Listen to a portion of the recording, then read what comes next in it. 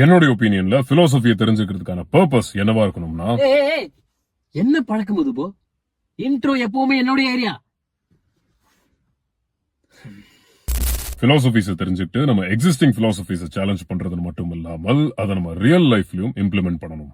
உங்கள நிறைய பேரு சொலிப்சிசம் பத்தி பேசுங்கன்னு சொல்லி கேட்டிருந்தீங்க. சொலிப்சிசம் பத்தி சிம்பிளா சொல்லணும்னா, உங்க மைண்ட்ல ஓடிக்கிட்டே இருக்க thoughts, emotions, feelings and experience. அப்புறம் அது எல்லாம் சார்ந்து இருக்கும் உங்க நினைவுகளும் உங்க அனுபவங்களும். நீங்க வேணும் வேண்டாம் இருக்கு இல்லன்னு சொல்ற எல்லா விஷயங்களும் உங்களுக்கு மைண்ட்னு ஒண்ணு இருக்கிறனாலதான் தெரியுது. இப்போ மைண்ட்ன்ற ஒரு விஷயம் இல்லனா அது சிந்தனைகளும் நினைவுகளும் புரிதலும் இல்லாத ஒரு நிலை. யோசிச்சு பாருங்க, அப்படிப்பட்ட ஒரு நிலையில ரியாலிட்டிக்கு அர்த்தம் இல்லாமல் போயிடும். ரியாலிட்டியை புரிஞ்சுக்க மனிதர்களுக்கு ரீசனிங் அபிலிட்டியும் லாங்குவேஜும் தேவைப்படுது. அதை வச்சுதான் நம்மளால ரியாலிட்டின்னு ஒண்ணு இருக்குன்னு உணர முடியுது.